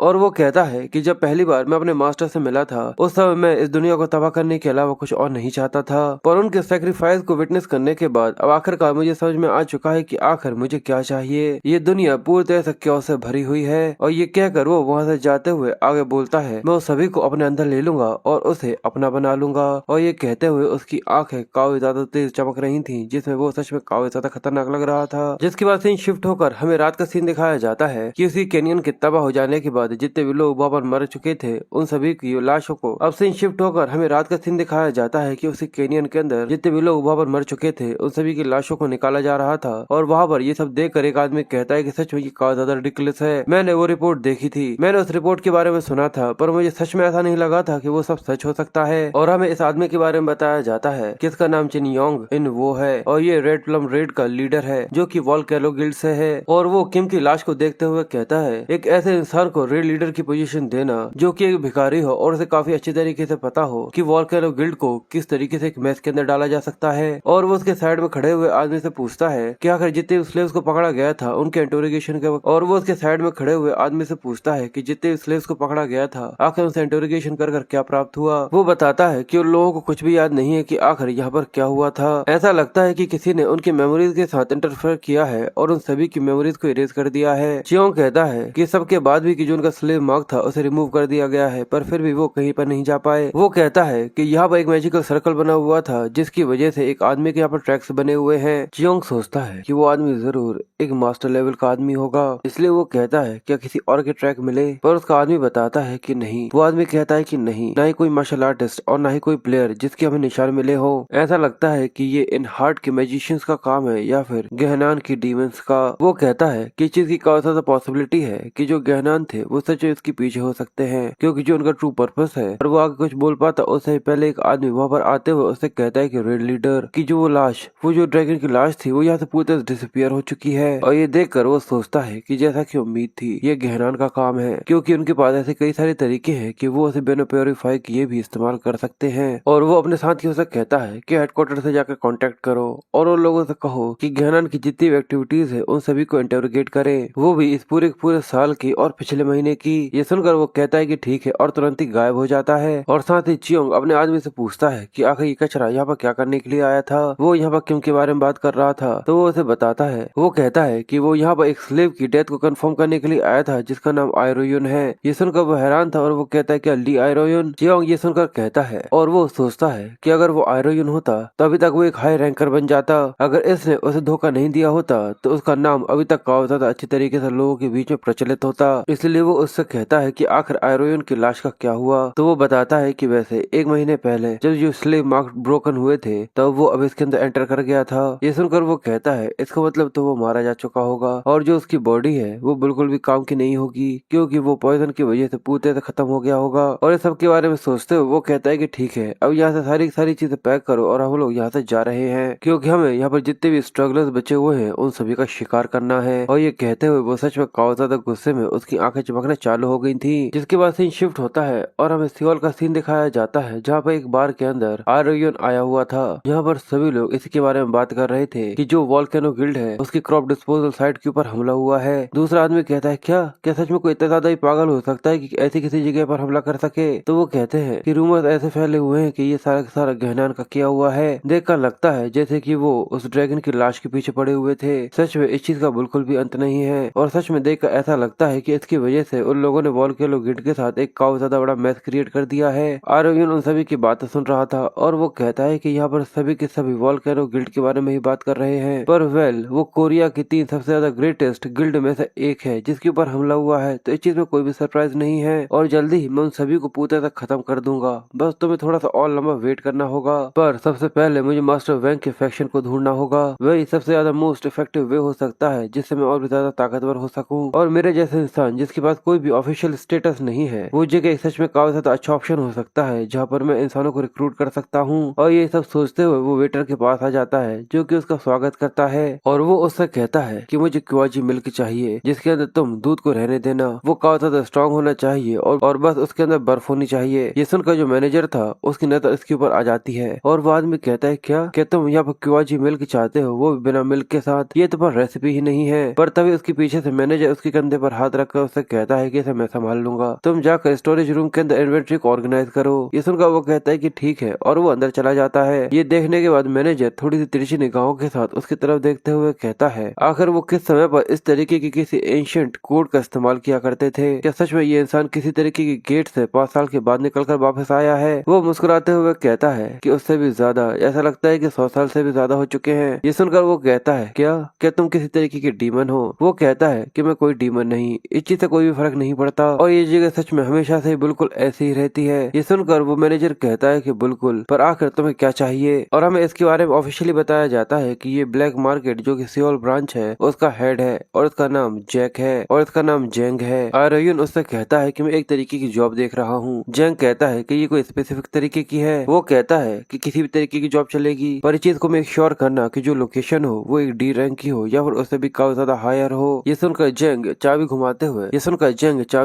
हुए कहता है कि जो जॉब, ये सुनकर जेंग चाबी घुमाते हुए कहता है मेरे पास सच में काफी ज्यादा अच्छी जॉब है जो कि तुम्हारे लिए हो सकती है। और ये कहकर वो डॉक्यूमेंट्स को निकाल कर कहता है आराम से और चुन लो आखिर तुम्हें क्या चाहिए। आयरोयुन अब उनको चेक करना चालू करता है और वो ये देखकर कहता है कि यहाँ पर क्या किडनैपिंग की भी जॉब है। जेंग बताता है कि वो बिगिनर्स को लेवल अप के ट्रैप के अंदर फंसाते हैं और उनको गेट के अंदर बंद कर देते हैं और उन्हें कैद कर उनके पेरेंट्स से काफी ज्यादा पैसे की डिमांड की जाती है और जिन बच्चों को टारगेट किया जाता है उनकी फैमिली काफी ज्यादा अमीर होती है, तो इसकी वजह से तुम उनसे काफी ज्यादा कुछ ले सकते हो, क्योंकि जो जॉब की फीस है वो 200 मिलियन है, क्योंकि जो जॉब की फीस है वो 200 मिलियन है और उस पर 30% कमीशन भी। पर ये देख कर वो मुस्कुराना चालू कर देता और कहता है कि सच में कितनी ज्यादा बेकार सी जॉब है जो कि तुम मेरे लिए लेकर आए हो। ये देख उसे गुस्सा सा आ जाता है और वो कहता है कि क्या तुम सच में यहाँ पर जॉब लेने के लिए आए भी हो या फिर नहीं। और ये कहकर साइड में रखी हुई गन को वो उठा लेता है और उसके ऊपर पॉइंट करते हुए कहता है, हे कभी कभी यहाँ पर कुछ बेवकूफ भी आ जाते हैं, वो यहाँ पर किसी गलत फहमी के आइडिया के साथ आ जाते हैं जैसे कि वो काफी ज्यादा जस्टिस कर सकते हैं। इसी वजह से उन्हें ऐसा लगता है कि जैसे कि ये जगह काफी ज्यादा घटिया है। पर क्या कभी तुमने इसके बारे में सोचा है आखिर उन लोगों का क्या होता होगा, वो लोग जो कि इस जगह के लिए काफी ज्यादा डेस्परेट है क्योंकि उन्हें यहाँ पर जॉब मिलती है, उनका काम दिया जाता है। तो क्या तुम्हें ऐसा नहीं लगता कि वो इस सब की वजह से काफी ज्यादा गुस्से में आ सकते हैं। आयरोयन उसकी बात सुन रहा था और वो देखता है कि उसने ट्रिगर के ऊपर हाथ रखा हुआ है। वो उससे कहता है कि तुम चिंता मत करो, मेरा मतलब ये है कि मुझे ये पसंद आया। तो क्या प्लीज जो आदमी मेरे पीछे बैठे हुए हैं क्या तुम उनसे अपने किलिंग इंटेंट को खत्म करने के बारे में या फिर लो करने के बारे में कह सकते हो। ये देखकर जैंग मुस्कुराते हुए कहता है कि तुमने इसको नोटिस कर लिया, मुझे ऐसा लगता है कि मैं जॉब के लिए सच में तुम्हारे ऊपर भरोसा कर सकता हूँ, इसलिए मैं इसके लिए जल्द ही तुमसे कांटेक्ट करूंगा, तो तुम तैयार रहना। और ये कहकर वो एक वॉकी टॉकी उसकी तरफ सरका देता है। आयरोयन उसको देख रहा था और वो आगे कहता है कि क्यों न तुम एक ड्रिंक न ले लो, क्योंकि अब तुम यहाँ पर आ गए हो तो ये केवल एक बार नहीं है। वो कहता है कि नहीं, मुझे इस चीज की काफी ज्यादा बड़ी प्रॉब्लम है। जियांग कहता है क्या क्या तुम यहाँ पर ड्राइव कर आए हो।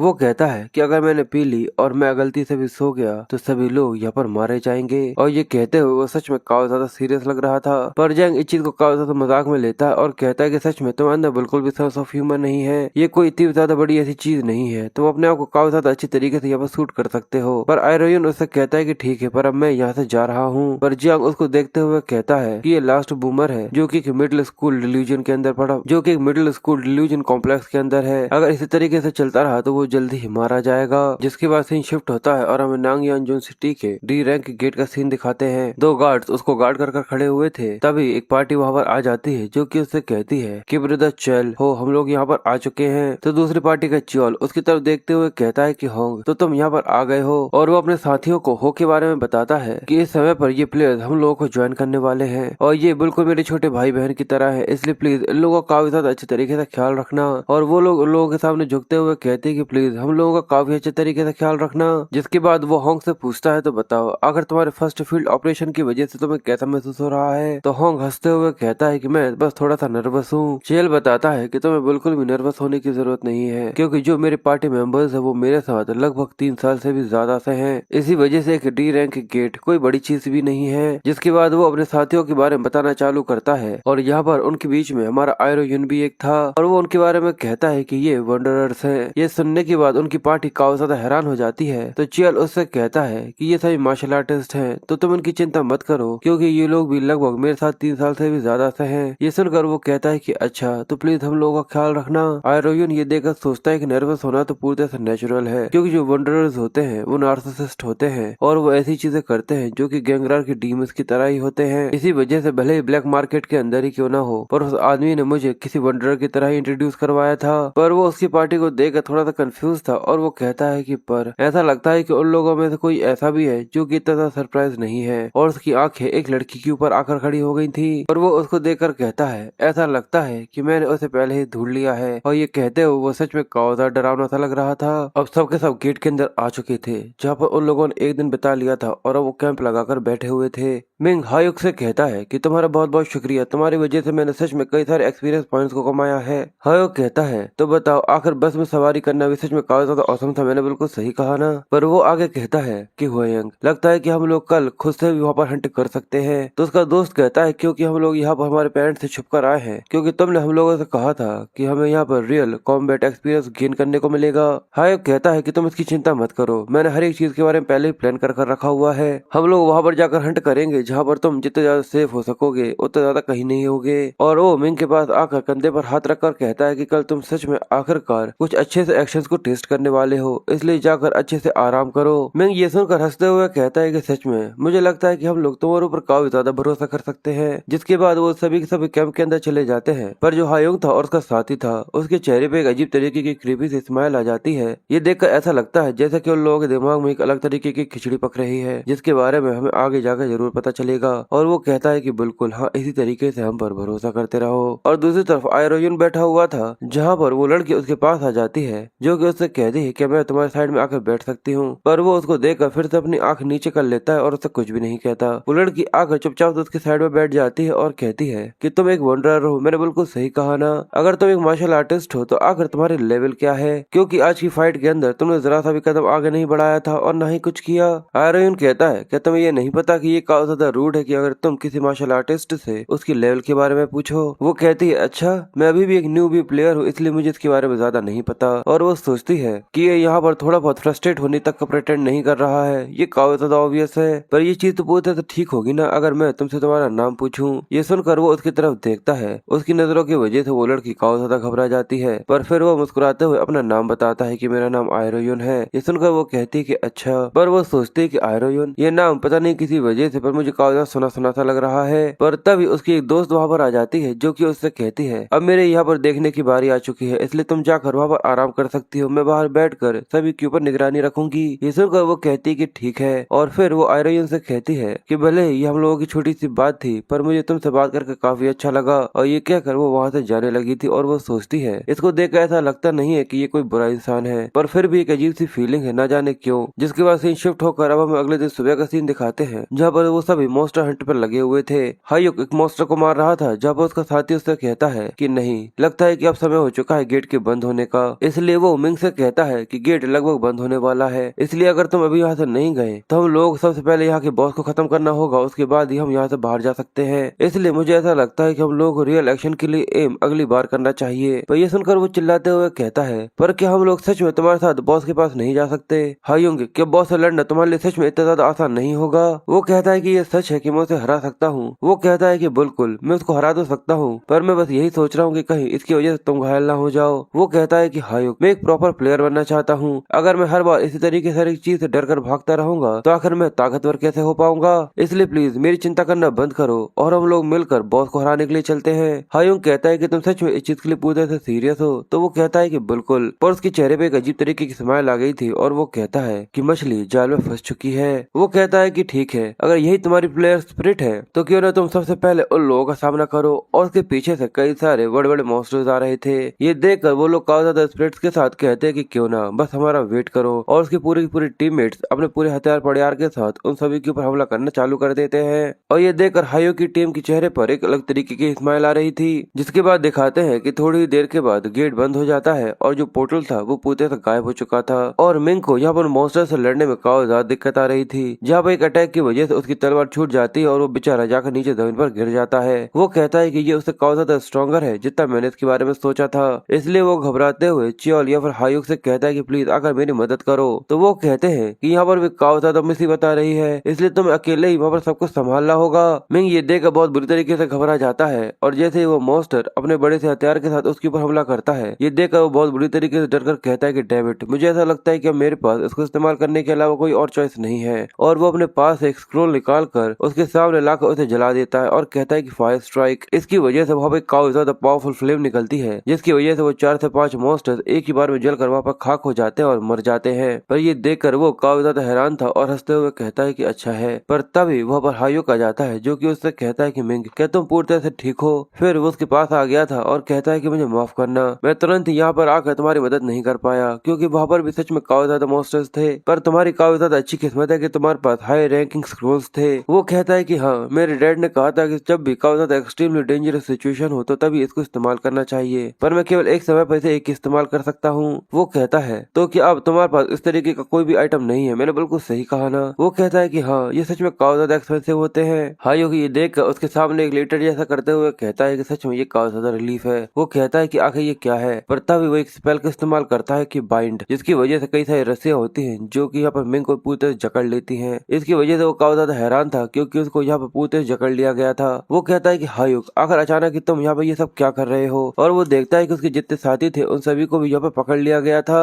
वो इसकी वजह से सच में काफी ज्यादा हैरान हो गया था। जिसके बाद उन सभी के चेहरे पर एक अलग तरीके की स्माइल आ चुकी थी, जो कि देखना सच में काफी ज्यादा क्रीपी सी थी। और वो मिंग का शुक्रिया करते हुए कहता है कि तुम्हारा बहुत बहुत शुक्रिया कि तुम इतने ज्यादा आसानी से हमारे जाल में यहाँ पर फंस गए। वो ये देखकर कहता है कि प्लीज मिंग, इस तरीके से मजाक करना बंद करो और प्लीज हम लोगों को आजाद कर दो। पर तभी हायुक उसके चेहरे पर एक जोरदार आकर थप्पड़ दे मारता है और कहता है, ओ हमारे मिंग हो, क्योंकि तुम्हारे पेरेंट्स काफी ज्यादा अमीर है, इसकी वजह से तुम्हारे सिर के अंदर केवल फूल ही फूल भरे हुए हैं। क्या तुम्हें सच में ऐसा लगता है कि मैं अभी भी यहाँ पर कोई मजाक कर रहा हूँ? और जिसके एक्सप्रेशंस थे वो काफी ज्यादा सीरियस थे।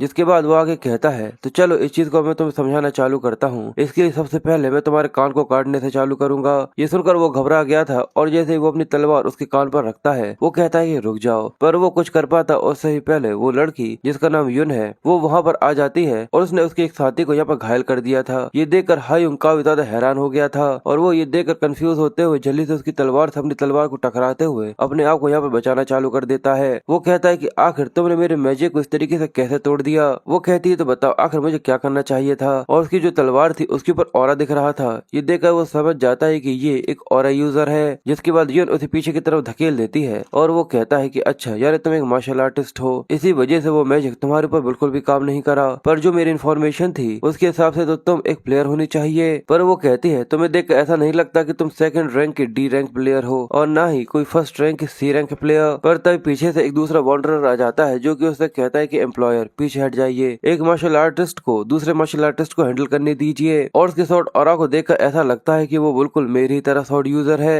जिसके बाद वो अपनी तलवार को निकाल कर अपने ऑरा को रिलीज करना चालू करता है और कहता है कि तुम्हारी स्पिरिट काफी ज्यादा इम्प्रेसिव है, पर क्या तुम एक ही साथ यहाँ पर हम सभी का सामना कर सकती हो? वो ये देख थोड़ी देर घबराते हुए कहती है कि एक मार्शल आर्टिस्ट और 3 सी रैंक। इसने बिल्कुल सही कहा, ये सच में बिल्कुल भी अच्छी कंडीशन नहीं है। और वो वॉन्डरर उसके ऊपर हमला करते हुए कहता है कि अगर तुम पहले आगे नहीं आओगी तो लगता है कि सबसे पहले मुझे ही आगे आना होगा। जिसके बाद उन दोनों की तलवारें टकराना चालू हो जाती है और जो युन थी अब वो यहाँ पर पीछे सरकना चालू हो चुकी थी। और वो वॉन्डरर हंसते हुए कहता है कि आखिर तुम यहाँ पर आकर क्या प्लान कर रही थी? क्या तुम यहाँ पर सभी लोगों को एक ही बार में डिफेंड कर सकती हो? और अब ऐसा लग रहा था कि जो युन की तलवार है वो यहाँ पर काफी ज्यादा कमजोर पड़ती जा रही है। पर वो उसके ऊपर हमला करते हुए कहती है कि मुझे बिल्कुल भी कम आंकने की कोशिश मत करना। ये देखकर वॉन्डरर भी थोड़ा सरप्राइज हो गया था क्योंकि अचानक ही अब वो उसके ऊपर लगातार वार पे वार किए जा रही थी और वो बस उसके वारों को रोके जा रहा था, जिसमें अब उस वॉन्डरर को भी काफी ज्यादा तकलीफ होने चालू हो चुकी थी। पर ये देखकर एक दूसरा आदमी उसके ऊपर पीछे से हमला करने की कोशिश करता है, पर युन इस चीज को देख लेती है और सही समय पर जंप कर उससे बच जाती है। और ये देख उसे काफी ज्यादा गुस्सा आ रहा था कि पहले से वॉन्डरर से निपटना काफी ज्यादा मुश्किल था और अब ये लोग भी यहाँ पर उसकी मदद कर रहे हैं। तभी हायुंग आयरोयुन से कहता है कि हे, तुमने यहाँ पर किसी मॉन्स्टर को भी बिल्कुल भी नहीं मारा है, तो आखिर तुम यहाँ पर कर क्या रहे हो? अगर तुम ये चाहते हो कि तुम्हें पैसे दिए जाए तो जाकर उस औरत को जल्दी से पकड़ो। आयरोयुन ये देखकर चुपचाप से खड़ा हुआ था, जिसके बाद वो आगे बढ़ना चालू करता है। जैसे युन आयरोयुन को देखती है ये देखकर वो कहती है कि डैम इट, अब इस इंसान से भी। पर वो उसकी जैसे आंखें देखती है जिनके अंदर से एक अलग तरीके का किलिंग इंटेंट निकल रहा था। वो कहती है, यहाँ तक इसकी आंखों से आंखें मिलाना भी काफी ज्यादा इरिटेटिंग है, जिसकी वजह से उसे काफी ज्यादा पसीना आना चालू हो गया था और एक अलग तरीके का प्रेशर अपने ऊपर महसूस हो रहा था। इसलिए वो कहती है कि आखिर असल में ये है कौन?